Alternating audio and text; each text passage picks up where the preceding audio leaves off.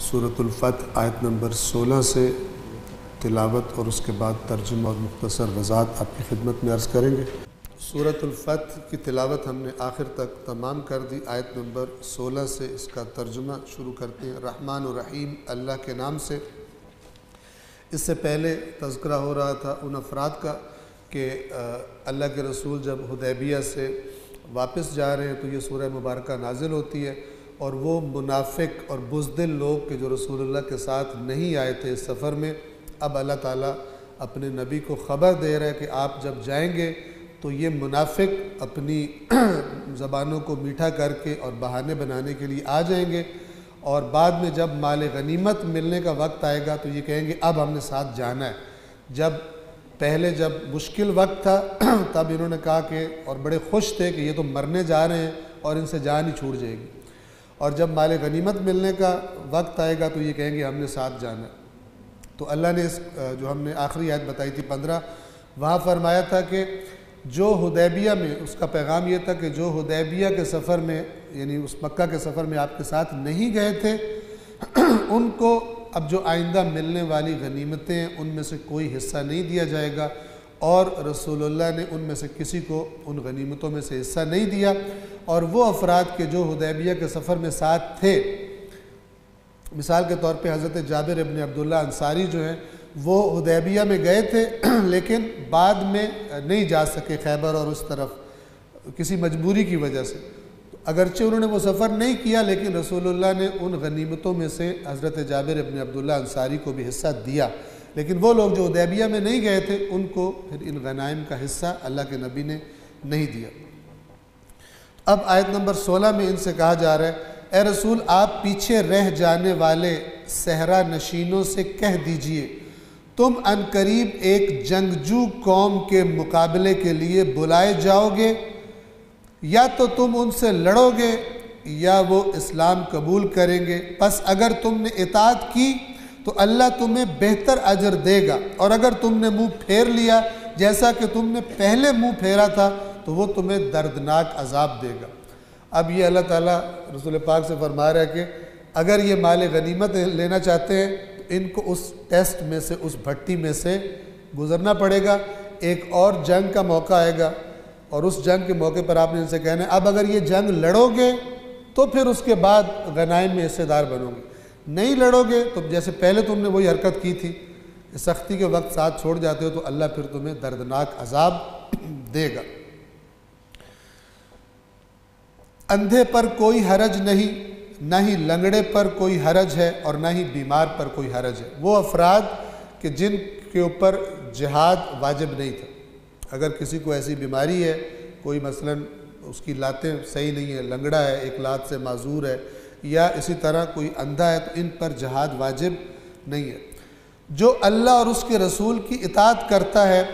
اللہ اسے ایسی ہی جنتوں میں داخل فرمائے گا جن کے نیچے نہریں بہتی ہوں گی، اور جو منہ موڑ لے گا اللہ اسے شدید دردناک عذاب دے گا۔ یقیناً اللہ ان مومنین سے راضی ہو گیا جو درخت کے نیچے آپ کی بیعت کر رہے تھے، پس جو ان کے دلوں میں تھا وہ اللہ کو معلوم ہو گیا، لہٰذا اللہ نے ان پر سکون نازل کیا اور انہیں قریبی فتح عنایت فرمائی۔ اس آیت میں بہت تائید ہے اور اللہ کا بڑا انعام ہے ان افراد کے لیے کہ جنہوں نے اس درخت کے نیچے رسول اللہ کی بیعت کی تھی۔ پہلا لفظ کیا ہے؟ لقد رضی اللہ عن المؤمنین، یقیناً یہ لقد قسم جتنی تاکید ہوتی ہے، اس کی قسم کے معنی میں ہوتی ہے کہ اللہ ان مومنوں سے راضی ہو گیا جب وہ درخت کے نیچے آپ کی بیعت کر رہے تھے۔ اور وہ بیعت کیا تھی؟ ان سے لڑنا ہے کافروں سے، یہ تب ہوئی کہ جب رسول اللہ نے سفیر کے طور پر حضرت عثمان کو بھیجا اور کفار مکہ نے ان کو پکڑ لیا، روک لیا اور افواہ اڑا دی کہ عثمان قتل ہو۔ تو چونکہ رسول اللہ کے نمائندے کے طور پہ گئے تھے، اللہ کے نبی نے فرمایا کہ میرے ساتھ بیعت کرو، ایک درخت کے نیچے بیٹھ گئے، اور وہ بیعت کیا تھی؟ اصل میں موت کی بیعت تھی، کیونکہ یہ 1400 بندہ تھا تقریباً، اور ان کے پاس اسلحہ بھی پورا نہیں تھا، ایک ایک تلوار عربوں کے قوانین کے مطابق یہ ساتھ لے کر آئے تھے، اور جب کہ وہ اپنے شہر میں تھے اور پوری طاقت کے ساتھ یعنی ان کے پاس موجود تھی، اور ظاہری طور پر یہ تھا کہ یہ لڑائی موت کے نتیجہ، اس کا نتیجہ موت نکلنا ہے،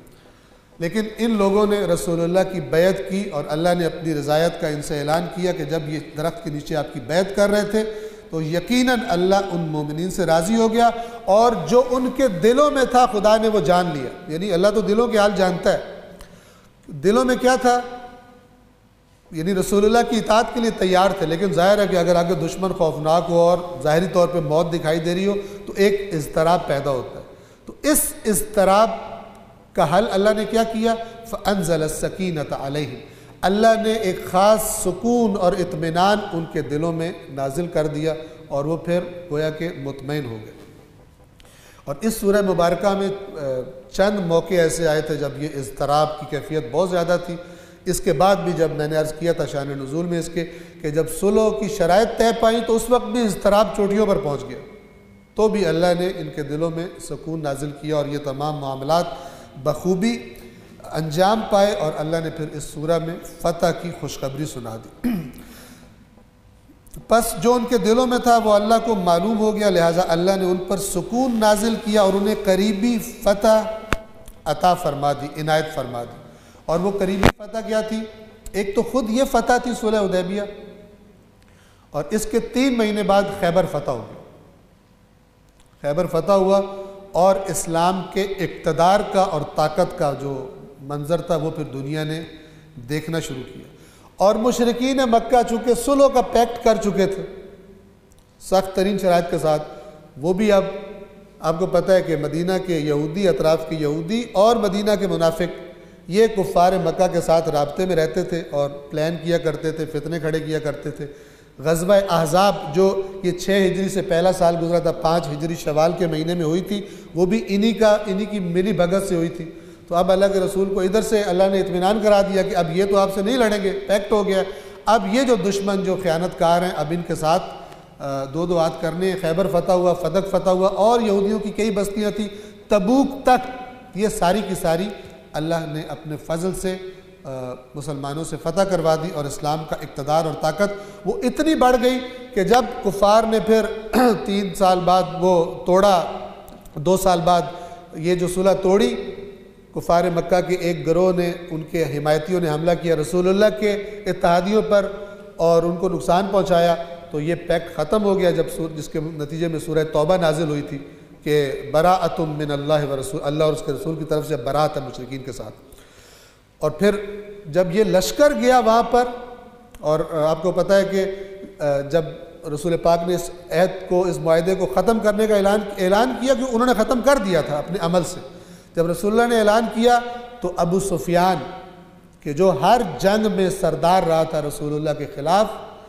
یہ رسول اللہ سے ریکویسٹ کرنے کے لیے کہ آپ یہ معاہدہ ختم نہ کریں، اللہ ایسے ظالموں کی ناک رگڑتا ہے زمین پر، وہ رسول جس کو مکہ سے نکالا گیا تھا یہ ریکویسٹ کرنے کے لیے مدینہ آتا ہے، اور رسول اللہ اس کی بات نہیں سنتے۔ ابو سفیان کی اپنی بیٹی حضرت ام حبیبہ کہ جو ابو سفیان کی بیٹی ہے، رسول اللہ کی زوجہ ہے، یہ گھر میں آتا ہے اور بیٹھنے لگتا ہے تو وہ ام حبیبہ بستر ہٹا دیتی ہیں، کہتی ہے مجھے کیوں تم نے بستر ہٹایا، میں تمہارا باپ ہوں۔ فرمایا کہ یہ رسول اللہ کا بستر ہے، اس پر کافر نہیں بیٹھ سکتا، اس پر تو بیٹھ نہیں سکتا، اپنے باپ کو بھی وہاں بٹھانے سے انکار کر دیا۔ اور جب یہ واپس جا رہے تھے تو کسی نے ابو سفیان سے کہا کہ مجھے بڑا تعجب ہو رہا ہے، کسی مہاجر نہیں، ابو سفیان سے کہا مجھے بڑا تعجب ہو رہا ہے، مکہ کا سردار اور کسی کو اپنی خاطر میں نہ لانے والا، اور بندے کی منتیں کر رہا ہے، درخواستیں کر رہا ہے کہ آپ یہ پیکٹ نہ توڑیں۔ اور پھر رسول اللہ کا لشکر جب گیا 10,000، 1400 تھے حدیبیہ میں، اور جب مکے کا لشکر گیا کم از کم کتنے تھے؟ 10,000، 12,000 بھی کہتے ہیں، لیکن 10,000 افراد تھے، اور ان 10,000 کی ہیبت ایسی اللہ نے ڈالی کہ ان کی لڑنے کی ہمت ہی نہیں ہوئی، اور بغیر جنگ کے اللہ تبارک و تعالیٰ نے مکہ رسول اللہ کے قبضے میں کر دیا۔ اور اللہ نے وعدہ کیا تھا کہ اے رسول جس مکے سے آپ کو نکالا جا رہا ہے اللہ آپ کو اس مکے میں واپس پلٹائے گا، اور اللہ نے اپنا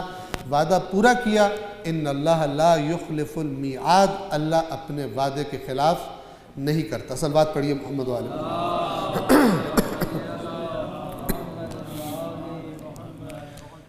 پس جو ان کے دلوں میں تھا وہ اللہ کو معلوم ہو گیا، لہٰذا اللہ نے ان پر سکون نازل کیا اور انہیں قریبی فتح عنایت فرمائی۔ اور وہ بہت سی غنیمتیں بھی حاصل کریں گے۔ اور یہ اشارہ تھا آئندہ میں 3 مہینے بعد جو خیبر اور دیگر بستیاں فتح ہونی تھی، پہلے اشارہ کر دیا کہ یہ مکہ میں کوئی غنیمت نہیں ملنی تھی، نہ وہاں جنگ ہونی تھی، لیکن اس آئندہ کی خوشخبری تھی وہ بہت سی غنیمتیں بھی حاصل کریں گے، اور اللہ بڑا غالب آنے والا حکمت والا ہے۔ اللہ نے تم سے بہت سی غنیمتوں کا وعدہ کیا ہے جنہیں تم حاصل کرو گے، پس یہ فتح تو اللہ نے تمہیں فوری عنایت کی ہے۔ یہ جو ابھی فتح مل رہی ہے یہ تو فوری ہے، غنیمتیں بھی تمہیں ملیں گی، اور اس نے لوگوں کے ہاتھ تم سے روک دیے تاکہ یہ مومنین کے لیے ایک نشانی ہو اور تمہیں راہ راست کی ہدایت دے۔ یعنی اللہ تعالیٰ نے جنگ بندی کا ایسا معاہدہ کروا دیا ہے کہ اب وہ تمہارے اس سائیڈ کے دشمن، شمالی دشمن یعنی یہ خیبر والے اور آگے والے، یہ تنہا ہو گئے گویا۔ یہ جو جنوبی دشمن تھے مکہ والے، ان کے ہاتھ اللہ نے تم سے روک لیے، اب یہ جنگ نہیں کریں گے اور تم ان کو شکست دے دو گے، اور اس کے بعد اللہ تعالیٰ ان کو بھی تمہارے ہاتھوں شکست دلوا دے گا۔ اور دیگر غنیمتیں جن پر تم قادر نہ تھے اور وہ اللہ کی قدرت میں تھی، اللہ کی احاطہ قدرت میں تھی، اور اللہ ہر چیز پر قادر ہے۔ اور وہ دیگر غنیمتیں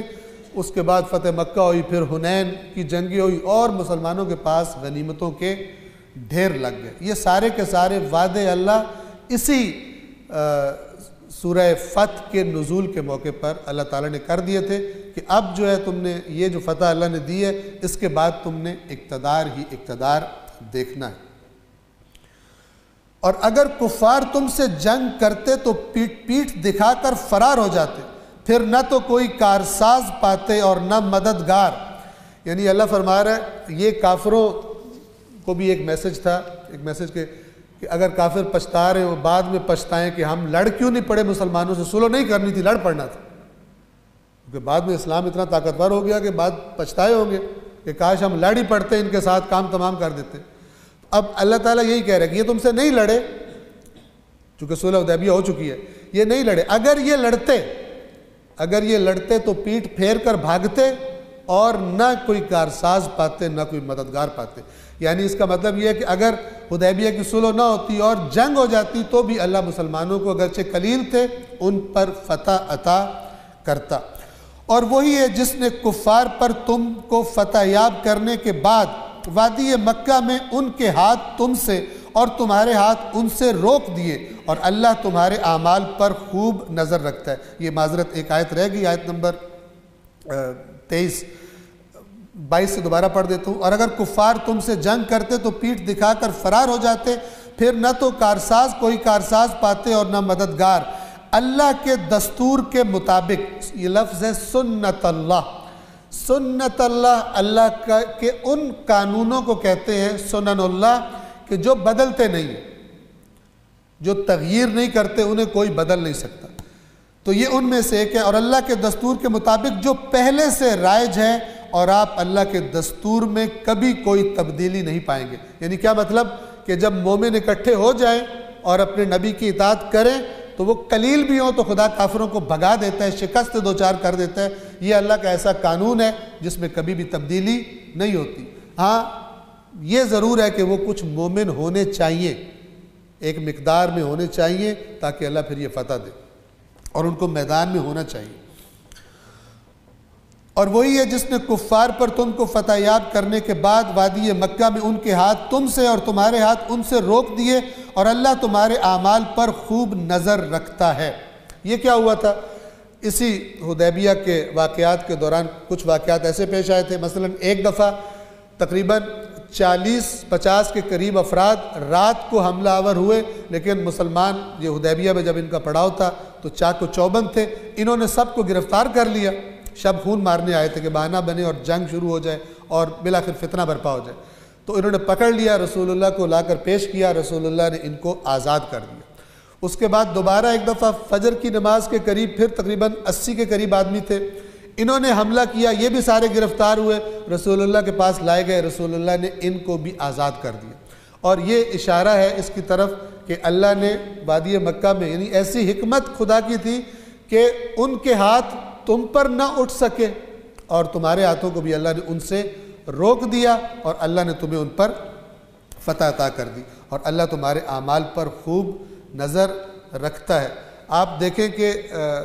واقعاً جو مومن تھے اور رسول اللہ کے ساتھ تھے، ان کے لیے کتنا یہ پر لذت ہوگا کہ ڈائریکٹ گویا اللہ تعالیٰ ان کو کمانڈ کر رہا ہے، بتا رہا ہے کہ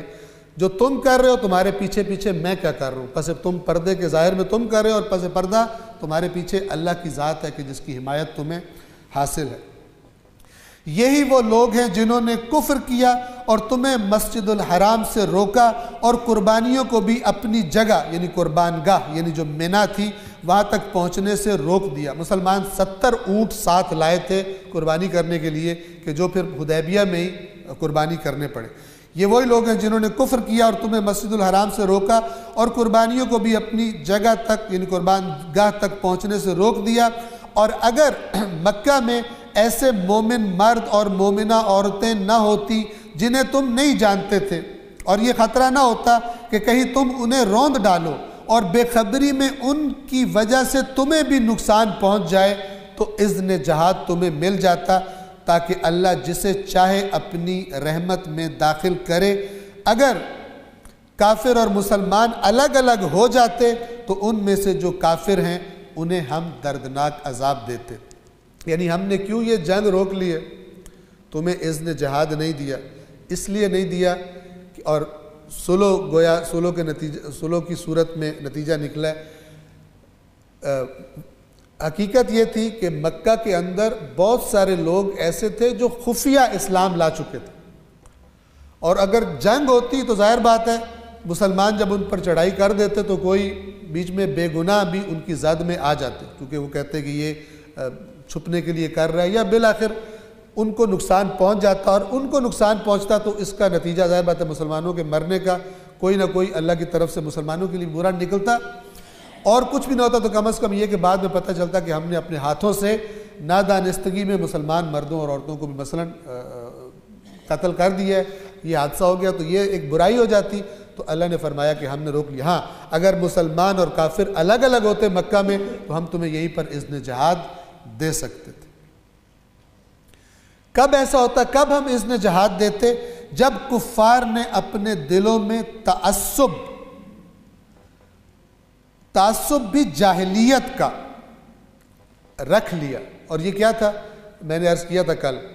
اس سورہ کے نزول کے پس منظر میں کہ جب رسول اللہ کا یہ قافلہ نکلا مدینہ سے مکہ کی طرف اور پورے علاقے میں خبریں پھیل گئی، تو اب کفار مکہ کے لیے ڈبل مشکل بن گئی، دونوں صورتوں میں مشکل بن گئی۔ اگر ان کو روکیں تو سارے عرب میں شور مچے گا کہ تم خانہ کعبہ کے مالک تو نہیں ہو، جو چاہے زیارت کرنے کے لیے آ سکتا ہے، باقی بھی ایسا کریں گے، اور اگر نہ روکیں تو ان کی اپنی ناک کٹتی تھی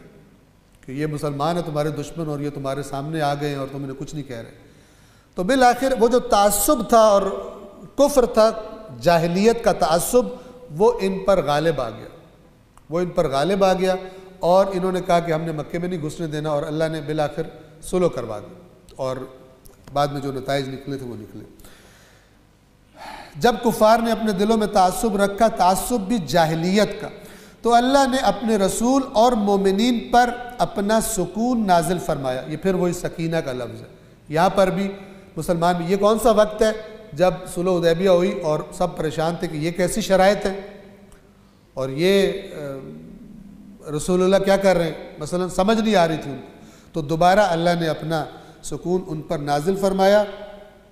اور انہیں تقوی کے اصول پر ثابت رکھا، اور وہ اس کے زیادہ مستحق اور اہل تھے۔ یعنی انسان کی طرف سے جب کوشش ہوتی ہے تو اللہ بھی پھر اس کا مشکل وقت میں ہاتھ نہیں چھوڑتا، اگر اس پر اس کا پاؤں پھسلنے بھی لگے تو خدا پکڑ لیتا ہے، اور یہ روایات میں بھی ہے، نہج البلاغہ میں مولا کا فرمان ہے کہ وہ جو اللہ کے نیک بندے ہوتے ہیں، صاحب مروت ہوتے ہیں، اگر وہ کبھی پھسلیں تو ان کو فوراً تانے دینا شروع مت کر دو، غلطی سے اگر ان سے ہو جائے تو۔ کیوں؟ اس لیے کہ جب اس قسم کا کوئی انسان پھسلتا ہے تو سب سے پہلے اللہ اس کا ہاتھ پکڑتا ہے، اس کو تھام لیتا ہے، چونکہ انسان خطا کا پتلا ہے، نادانستہ اس سے غلطی ہوتی ہے، تو فوراً ہی شروع ہو جاؤ، ہزار اچھائیاں بھول جاؤ اور اس کو ایک کو پکڑ کے کہو کہ تو یوں تھا تو یوں تھا تو یوں تانے دینا شروع کر دو۔ تو اللہ نے فرمایا کہ اللہ نے ان پر سکون نازل کیا اور تقوی کے اصول پر انہیں قائم رکھا اور وہ اس کے مستحق اور اہل تھے، اور اللہ ہر چیز کا خوب علم رکھتا ہے۔ یقیناً اللہ نے اپنے رسول کے حق پر مبنی خواب کو سچا ثابت کر دیا۔ ابھی سچا ثابت ہوا نہیں ہے، لیکن اللہ یقینی قرار دے رہا ہے اس کو کہ اللہ نے ثابت کر دیا، اور وہ سچا ثابت کیسے کیا؟ انشاءاللہ، اگر اللہ نے چاہا۔ یہاں وہ لفظ ہے کہ جو ہم استعمال کرتے ہیں، ان، اگر، شاء، چاہا، اللہ ہو، اللہ نے۔ یقیناً اللہ نے اپنے رسول کے حق پر مبنی خواب کو سچا ثابت کیا کہ اگر اللہ نے چاہا تو تم لوگ اپنے سر تراش کر اور بال کو تروا کر، یہ دو لفظ ہیں، ایک ہے محلقین، حلق پورا سر منڈوا دینا، اور مقصرین، یہ مقصرین وہ نہیں ہے جو آج کل ہم نے چکی چلائی ہوئی ہے۔ مقصرین یعنی تقصیر، سر کو منڈوانے کی جگہ جب تھوڑے سے بال کٹوائے جاتے ہیں یا ناخن کاٹا جاتا ہے ہاتھ یا پیر کا، اس کو تقصیر کہتے ہیں حج یا عمرے کے موقع پر، کہ اس کے اپنے احکام ہیں۔ تم سر منڈوا کر یا بال کو تروا کر حتماً مسجد الحرام میں امن کے ساتھ بغیر کسی خوف کے ضرور داخل ہوگے، پس اسے وہ بات معلوم تھی جو تم نہیں جانتے تھے، پس اس نے اس کے علاوہ بھی ایک نزدیکی فتح ممکن بنا دی۔ یہ اللہ کے یعنی قرآن کے صداقت پر جو دلائل ہیں ان میں سے یہ دلیل کہ اللہ نے قاطعانہ فرما دیا کہ تم نے داخل ہونا ہے مسجد الحرام میں امن کے ساتھ، تمہیں کوئی خوف نہیں ہوگا، اور اس سے پہلے بھی اللہ نے ایک فتح تمہیں دے دی ہے، اور وہ فتح وہی خیبر کی فتح تھی۔ وہی تو ہے جس نے اپنے رسول کو ہدایت اور دین حق کے ساتھ بھیجا تاکہ وہ اسے ہر دین پر غالب کر دے، اور گواہی دینے کے لیے اللہ ہی کافی ہے۔ اللہ کو کوئی گواہ نہیں چاہیے، اس نے جو بات کی ہے وہ خود ہی کافی ہے کہ اس نے جو بات کر دی ہے ایسا کر کے چھوڑے گا، اور اللہ اس دین کو بھی تمام ادیان پر غالب کر کے چھوڑے گا۔ اسی آیت کے ذیل میں امام مہدی عجل اللہ تعالی فرجہ الشریف علیہ السلام کے بارے میں روایات ہیں۔ اہل تشیع میں اور اہل سنت میں فرق اتنا ہے کہ وہ کہتے ہیں انہوں نے آنا ہے، پیدا ہونا ہے، اور ہمارا عقیدہ یہ ہے کہ وہ دنیا میں تشریف لا چکے ہیں، ورنہ انہوں نے کرنا کیا ہے اس کے بارے میں اتفاق ہے، شیعوں کا بھی اور اہل سنت کا بھی، کہ وہ اس دنیا کو کہ جو ظلم اور جور سے بھر چکی ہوگی اس کو عدل سے پر کر دیں گے، اور پوری دنیا پر اللہ اور اللہ کے رسول کے اس دین کی حکومت قائم ہو جائے گی۔ صلوات پڑھیے محمد وآل محمد۔ بعض چیزیں جو بیچ میں آ جاتی ہیں اور ہوتی بھی بڑی ضروری ہیں، ان کا تذکرہ کرنا بھی۔ یہاں پہ ایک لفظ آیا ہے وَكَفَى بِاللَّهِ شَهِيدًا، یہ جو باللہ اللہ سے پہلے با ہے، اسے کہتے ہیں بائے زائدہ، ٹھیک ہے؟ بائے زائدہ یہ کس لیے ہوتی ہے؟ یہ ہر جو حروف زائد جو بھی پڑھتا ہے جا کر عربی کی دو بڑی شاخیں ہیں، ایک ہے علم صرف، ایک ہے علم نحو۔ علم نحو میں حروف کی بحث پڑھائی جاتی ہے، اور بڑا ابتدائی طالب علم اس کو پڑھایا جاتا ہے کہ با کے مختلف معنی ہیں، یہ با جو ہے مختلف معنی میں آتی ہے، الفاظ پہ داخل ہوتی ہے، اور ایک استعمال اس کا وہ ہے حرف زائد کے طور پہ آتی ہے، لیکن یہ حرف زائد وہ نہیں ہوتا کہ جس کو ڈسٹ بن میں پھینکنا ہوتا، اس کا معنی ہی کوئی نہیں ہوتا۔ یہ حرف زائد ہوتا ہے کس کے لیے؟ وہ بات جو اس جملے میں کی جا رہی ہے اس پر تاکید کرنے کے لیے، اس پر تاکید کرنے کے لیے۔ تو ایک ایکٹر نما فنکار نے سامنے بیٹھے ہوئے لوگوں کو بے وقوف بنایا، ان کو تو نہیں پتا تھا صرف کیا ہوتی ہے اور نحو کیا ہوتی ہے، ٹھیک ہے، اور حروف زائد کیا ہوتے ہیں، تو کہتے ہیں اس نے آیت پڑھی اور لوگوں کو لا رہا کس طرف ہے کہ مولا علی اللہ کی طرح ہیں، اللہ کے مثل ہیں، اور جبکہ قرآن کہتا ہے لم یکن لہ کفوا احد، جملہ استعمال کرتا ہے، غور سے سنیے گا، اس کو سمجھیے گا، اور ریکارڈ بھی ہو رہا ہے تاکہ انشاءاللہ استفادہ کرنے والے سے استفادہ کریں۔ قرآن کا جملہ ہے لیس کمثلہ شیء، لیسا نہیں ہے، کمثلہ، کا معنی بھی عربی زبان میں مثل ہوتا ہے، کا بھی حرف ہے جیسے با حرف ہے، کاف بھی حرف ہے، اس کا معنی بھی ہوتا ہے مثل، ٹھیک ہے، اور مثل کا معنی مثل ہوتا ہے،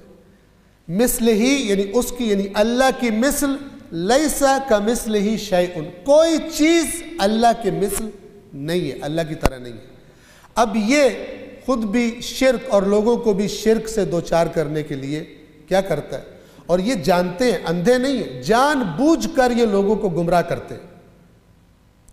اور حرام سے لوگوں سے پیسے لے کر اپنی جیبوں میں ڈالتے ہیں۔ اور اللہ اس قوم کے حال پر رحم کرے کہ کم از کم جا کر پوچھ تو لو، اتنی بڑی بات کی جا رہی ہے، تم ہر نماز میں کہتے ہو لم یکن لہ کفوا احد،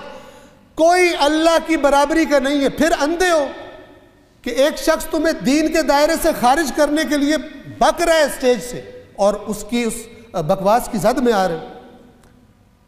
ایک جہالت کی وجہ سے۔ پہلے یہ سنیے، وَكَفَى بِاللَّهِ شَهِيدًا، یہ بغیر با کے بھی ہو سکتا تھا، وَكَفَى اللَّهُ شَهِيدًا، کافی ہے اللہ گواہی کے لیے، لیکن حرف زائد کو لائے، کَفَى بِاللَّهِ شَهِيدًا یعنی بہت زیادہ کافی ہے، کسی کی ضرورت نہیں خدا کو کہ اسے کوئی گواہی کوئی اور آ کر دیتا، اب اللہ کا کام چلتا ہے، بہت زیادہ کافی ہے۔ اسی طرح وہاں پر مثل ہی پر کاف زائدہ ہے، کس لیے کہ ہرگز کوئی اس کے مثل نہیں ہے، تاکید کے لیے، اس لیسا کی نفی کو تاکید کرنے کے لیے فرمایا کہ ہرگز کوئی اس کے مثل نہیں ہے۔ اس کے ٹوٹلی اپوزٹ میننگ کیا کہتا ہے؟ کہتا ہے کہ اب لوگوں کو نعرے مروانے کے لیے، ہم ویسے بھی بلا وجہ نعرے مارنے کا شوق ہے، بات سمجھنا بھی ہے تو بھی بعض نعرے مار دیتے ہیں۔ سامنے والا کہتا ہے جو حلالی ہے وہ نعرہ مارے گا، سمجھ آئے نہ آئے اپنے آپ کو حلالی کرنے کے لیے نعرہ مارنے شروع کر دیتے ہیں۔ یہ کیا لغویات ہے؟ پہلے غور تو کرو بات کیا کی جا رہی ہے۔ جیسے کہ اس قسم کی باتیں ہوتی ہیں، کہتا ہے یہ لیس کمثلہ شیء، یہ جو کاف ہے یہ مولوی سے جا کے پوچھو، وہ کہے گا حرف زائد ہے، تو مولوی نے تو وہی کہنا ہے جو بیچارے نے پڑھا ہے اور جو عربی زبان کے قواعد ہیں، تو مولوی تمہیں کہے گا حرف زائد ہے۔ اب یہ نکتہ مارتا ہے، اللہ تعالیٰ اس قوم کو نکتوں کے شر سے بچائے۔ کیا نکتہ مارتا ہے؟ کہتا ہے کہ جو زائد کلام بولے وہ اللہ نہیں ہوتا، اور لوگ اٹھ کے نعرے مارے شروع کر دیتے، یعنی مولوی نے اللہ سے زائد کلام بلوا دیا، اور تمہیں زائد کا پتہ ہی نہیں ہے کہ زائد ہوتا کیا ہے، تمہیں حروف زائد کا پتہ ہی نہیں ہے۔ اس جاہل کی بات سن کر، اس مکار کی بات سن کر تم اٹھ کر ایک مشرکانہ بات کی تائید کر رہے ہو۔ کہتا اللہ زائد کلام نہیں بولتا، کاف کا معنی بھی مثل ہے، مثل کا معنی بھی مثل ہے۔ اب سنیں، دھوکہ سنیں، مغالطہ سنیں، کہتا ہے کہ اللہ کے مثل کوئی چیز نہیں ہے، تو پھر اللہ کا مثل کون ہے؟ کہتا وہ مولا علی ہے۔ سارے نعرہ مارتے ہیں انا للہ و انا الیہ راجعون، علی الاسلام السلام۔ اس قسم کے مشرکانہ لغویات بکنے والوں سے ذمہ داری ہے، اور یاد رکھیے یہ سزا ہے۔ میں کہتا ہوں کہ جو افراد نہیں پڑھتے قرآن، سزا ہے خدا کی۔ اللہ نے فرمایا، اللہ کے نبی نے فرمایا میں تمہیں قرآن اور اہل بیت دے کے جا رہا ہوں، کیوں نہیں پڑھتے؟ نہیں پڑھتے، سزا ہے، سزا ہے۔ اور ان قریب سب کو پتہ چل جائے گا توحید کیا ہوتی ہے اور شرک کیا ہوتا ہے۔ اللہ کے عظیم ترین بلند ترین ہستیوں پہ، رسول اللہ پر بہتان باندھنا، مولا کائنات پر بہتان باندھنا، اہل بیت اطہار پر، یہ فضائل نہیں ہوتے، یہ بہتان ہوتا ہے،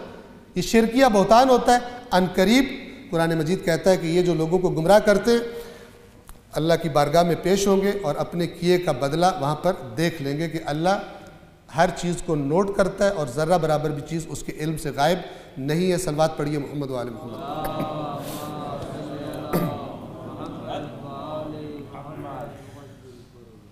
وہی ہے جس نے اپنے رسول کو ہدایت اور دین حق کے ساتھ بھیجا تاکہ وہ اسے ہر دین پر غالب کر دے، اور گواہی دینے کے لیے اللہ ہی کافی ہے۔ محمد صلی اللہ علیہ وآلہ وسلم، صلوات پڑھیے رسول اللہ کی ذات اقدس پر۔ اللہ کے رسول ہیں اور جو لوگ ان کے ساتھ ہیں وہ کفار پر سخت گیر اور آپس میں مہربان ہیں۔ یہ عرض کر دوں کہ کفار پر سخت گیر ہیں، یہ آیت اپنے پس منظر کے ساتھ دیکھی جائے گی۔ کون سے کفار؟ جو تنگ کر رہے ہیں، جو دشمن دین ہے۔ ایسا نہیں کہ ایک مثلا وہ اس کو کوئی دشمنی نہیں ہے اسلام سے، اس کو پتہ بھی نہیں ہے، اپنے گھر میں رہ رہا ہے، اور آپ جب پہلی دفعہ آمنا سامنا ہو آپ ایسا منہ بنائے کہ میں تو تیرے قتل کر دوں گا، تو یہ کر دوں گا، وہ کر دوں گا۔ یہ مطلب نہیں ہے۔ ان آیات کے غلط استعمال نے ہمیں کہاں پہنچایا ہے کہ کہ آیات اتری ہیں ان کافروں کے بارے میں کہ جنہوں نے رسول اللہ کو مکہ سے نکالا اور جو ہر طرح کی چال چل رہے تھے اسلام کو شکست دینے کے لیے، اس آیت کو میں لے آؤں اور اپنے ہمسائے پہ اپلائی کر دوں اور اسے قتل کر دوں۔ اس طرح آیات کو جب اپنے مقامات سے ہٹا کر بعض لوگ خرابی کرتے ہیں تو پھر اسلام کی وہ غلط شکل دنیا کے سامنے جاتی ہے کہ یہ مسلمان ہے کہ جو اپنے ہی بے گناہوں کو ذبح کر دیتے ہیں، ان آیات کو اپنوں کے اوپر ہی اپلائی کر دیتے ہیں۔ ورنہ خود 28ویں پارے میں سورہ ممتحنہ ہے، وہاں پر اللہ نے بڑا کلیئر فرمایا ہوا ہے، لا ينہاکم اللہ عن الذین لم یقاتلوکم فی الدین ولم یخرجوکم من دیارکم ان تبروہم وتقسطوا الیہم۔ اللہ تمہیں ان کافروں سے منع نہیں کر رہا کہ تم ان کے ساتھ بھلائی کرو اور اچھا سلوک کرو کہ جنہوں نے تم سے جنگ نہیں کی۔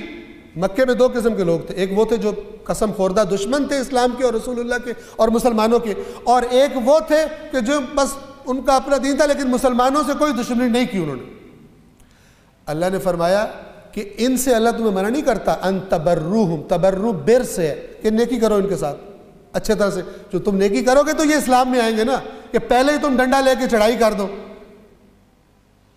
ہاں وہ جو دشمن ہے جو حالت جنگ میں ہے مسلمانوں کے ساتھ، ان کو اگر تم نے اپنے ساتھ ان کے ساتھ تم نے ریلیشن شپ قائم کی تو پھر اللہ تمہیں نہیں چھوڑے گا، پھر تم ظالم ہو۔ لیکن جو دوسرے ہیں جنہوں نے تم سے جنگ نہیں کی، تمہیں گھروں سے نہیں نکالا، مکے میں تمہیں نکالنے میں ملوث نہیں تھے، اور جو تمہیں نکال رہے تھے ان کی پشت پناہی میں ملوث نہیں تھے، ان کے ساتھ اللہ تمہیں منع نہیں کرتا، ان کے ساتھ اچھا سلوک کرو تم۔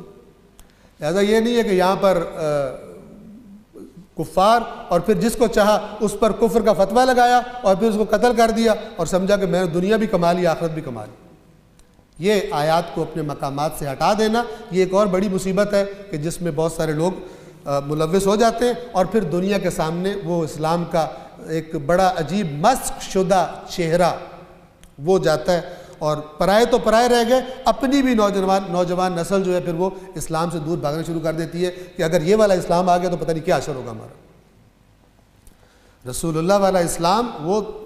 درد بھرا، انسانیت پر احسان کا، محبت کا، اپنے منہ سے بھی نوالا نکال کر دوسرے کے منہ میں ڈال دینا۔ یہ کیا ہے؟ یطعمون الطعام علی حبہ مسکینا و یتیما و اسیرا، اپنے منہ کا نوالا خود بھوکے ہیں پھر بھی دوسرے کو، یہ اسلام ہے۔ یہ صرف واہ واہ کرنے کے لیے، ہم نے کوئی نہیں کرنا، اپنی جب باری آئے دوسروں کا نوالا بھی چھین لو، یہ اسلام نہیں ہے۔ اور پھر کہو کہ میں قرآن کی تلاوت سے بڑا ثواب ملتا ہے، اس سے میرے گناہ بخشے گئے جو میں نے دوسروں کا بھی مال کھا لیا تھا۔ یہ جسٹیفیکیشن نہیں ہوتی۔ بہت سارے لوگ ایسے دکان پر حرام خوری کر رہے ہیں لیکن مثلا فرض کریں پہلی صف میں کھڑے ہوئے، کیوں؟ کمپنسیشن ہو رہی ہے وہ جو حرام خوری ہے۔ اللہ تعالیٰ بڑا کلیئر فرماتا ہے، قرآن کی آیت ہے سورۃ البقرہ میں، افتؤمنون ببعض الکتاب وتکفرون ببعض، تم بعض کتاب کی باتوں پر ایمان لاتے ہو۔ یہودیوں کی خصلت تھی یہ، اپنی مرضی کی باتیں جو دین میں تھی وہ ہم مانتے ہیں، جو اپنی مرضی کی باتیں نہیں تھی ان کے خلاف چلتے تھے، اپنے مرضی پوری کرتے تھے۔ اللہ نے فرمایا بعض پر ایمان لاتے ہو بعض کا کفر کرتے ہو، جو یہ کرے گا اللہ اس کو دنیا میں بھی ذلیل کرے گا اور آخرت میں بھی اس کو شدید ترین عذاب دے گا۔ مومن وہ ہے جو اللہ کا سارا دین قبول کرے، نہ یہ کہ جو اپنے دنیاوی مفادات سے ٹکراتا ہو وہاں پہ کہے کہ یہ کر لو بعد میں اللہ سے معافی مانگ لیں اور اسی کو اپنی روٹین بنا لیں۔ صلوات پڑھیے محمد و آل محمد۔ محمد اللہ کے رسول ہیں اور جو لوگ ان کے ساتھ ہیں وہ کفار پر سخت گیر اور آپس میں مہربان ہیں۔ یہ آپس میں بھی ذرا دیکھ لیا جائے کہ بعض لوگ ہوتے ہیں کہ اگر کسی انگریز کو دیکھ لیں تو دل کرتا ہے بچھ جائے، اس کے آگے کارپیٹ بن جائے، اتنا پیارا لگتا ہے ان کو، اور اپنا مومن کوئی آ جائے غریب تو ان کی ناک ہی نیچے نہیں آتی اور منہ ہی دوسری طرف ہو جاتا ہے ان کا۔ یہ رسول اللہ کے ساتھ نہیں ہے، نہ یہاں پر نہ قیامت کے دن۔ رسول اللہ کے ساتھ وہی ہوں گے جن کے یہ مومنوں کے ساتھ مہربان ہیں، کافروں کے ساتھ ہاتھ ملائے ہوئے ہیں، ان کے ساتھ دوستیاں کر کے فخر کرتے ہیں بہت زبردست، ان کے نظریات بھی اپنا لیتے ہیں، حتیٰ کہ اپنوں کو پر بھی تھوپنے کی کوشش کرتے ہیں جو باہر سے نظریات بے دینی کے سیکھ کے آتے ہیں اور مومنوں کو گھٹیا سمجھتے ہیں۔ جو ان کے ساتھ ہے کافروں پر سخت اور آپس میں مہربان ہیں، اور ان کی نشانیاں دیکھیے اللہ نے کیا بیان فرمائی۔ رسول اللہ کے ساتھ جو جماعت ہے، اے رسول آپ انہیں رکوع میں دیکھتے ہیں اور سجود میں دیکھتے ہیں، یعنی ان کی یہ حالتیں حالت نماز میں ہوتے ہیں، کوئی آپ دیکھتے ہیں کوئی رکوع میں گیا ہوا ہے، کوئی سجدے میں گیا ہوا ہے، وہ اللہ کی طرف سے فضل اور خوشنودی کے طلبگار ہے، سجدوں کے اثرات ان کے چہروں پر سجدوں کے اثرات سے ان کے چہروں پر نشان پڑے ہیں۔ ان کے یہی اوصاف تورات میں بھی ہیں اور انجیل میں بھی ان کے یہی اوصاف ہیں۔ جیسے ایک کھیتی جس نے زمین سے اپنی سوئی نکالی، آپ نے دیکھا ہوگا جب فصل لگائی جاتی ہے، یہ گندم وغیرہ کی، چاولوں وغیرہ کی کوئی فصل یا کوئی بھی پودا، وہ بیج کو زمین میں بویا جاتا ہے اور پھر وہ ایک بڑا نرمی سے زمین کو پھاڑ کر اللہ کے حکم سے، اللہ کے قانون کے مطابق وہ زمین سے نکلتا ہے۔ پھر وہ نکلتا ہے تو بڑا نرم ہوتا ہے، پھر وہ آہستہ آہستہ اپنے آپ کو مضبوط کرتا ہے اور ایک ہی سے کئی ہو جاتے ہیں۔ ایک بیج ایک ہوتا ہے، اس سے کئی ہو جاتے ہیں اور پھر وہ تنے مضبوط کرتا ہے، اپنی سوئی نکالی،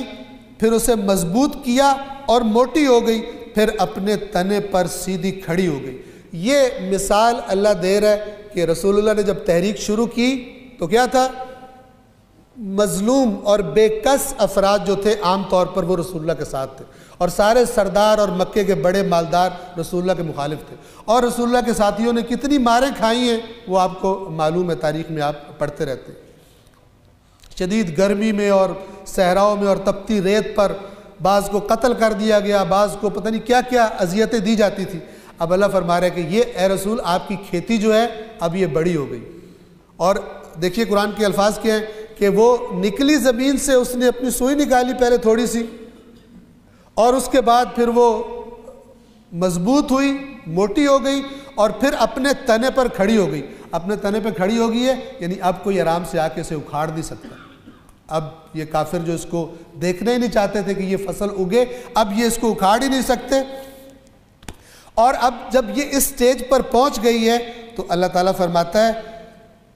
کھڑی ہو گئی تاکہ کسان کو خوش کرے۔ وہ کسان کون ہے؟ رسول اللہ۔ اور یہ آپ اندازہ لگا سکتے ہیں کہ جب وہ لوگ کہ جو کھیتی باڑی کرتے ہیں، جب ان کی فصل اچھی نکل کے کھڑی ہو جاتی ہے اور وہ لہلاتی ہے، ہر سٹیپ پر جب وہ پودے نکل رہے ہوتے ہیں اور وہ صبح صبح آ کے دیکھتا ہے اور دیکھتا ہے کہ پودے نکل آئے ہیں تو بھی اس کو لذت آتی ہے دل میں، اور پھر جب وہ دیکھتا ہے یہ زیادہ ہو رہے ہیں، فلان ہو رہے ہیں، اور جب وہ بالکل پک کر تیار ہو جاتی ہے تو سب سے زیادہ لذت اس کو ہوتی ہے جس نے اپنے محنت اور اپنا خون پسینہ اس کے اندر ملایا ہوتا ہے۔ تو یہاں پر قرآن فرما رہا ہے کہ یہ تو آپ کی کھیتی ہے تاکہ کسان کو خوش کرے اور کافروں کا جی جلائے، لِیَغِیظَ بِهِمُ الْکُفَّارِ، تاکہ کافروں کو کھیتی دیکھ دیکھ کے آگ لگے۔ اور وہ جو مکہ والے تھے وہ رسول اللہ کے ان کو دیکھ کر کے اس کے ساتھ اتنے بندے ہو گئے، ان کو آگ لگتی تھی۔ ان میں سے جو لوگ ایمان لائے اور اعمال صالح بجا لائے، ان سے اللہ نے مغفرت اور اجر عظیم کا وعدہ کیا ہے۔ یعنی اللہ تعالیٰ نے قرآن مجید کی دقت کو آپ دیکھیے کہ ایسا نہیں ہے کہ اب جو ہے جو مرضی کر دے، جیسے حدیثیں پڑھتے ہیں نا کہ جس نے یہ کر دیا اب جو مرضی کرے وہ جنت میں چلا گیا۔ یہاں پر اتنی تعریف کے بعد بھی اللہ تبارک و تعالیٰ کیا فرما رہا ہے؟ ایمان اور عمل صالح ان میں سے جنہوں نے کیے، یعنی بعد میں مثلا فرض کریں پھر جائیں، اپنے دین سے پھر جائیں، اور بعض افراد کے بارے میں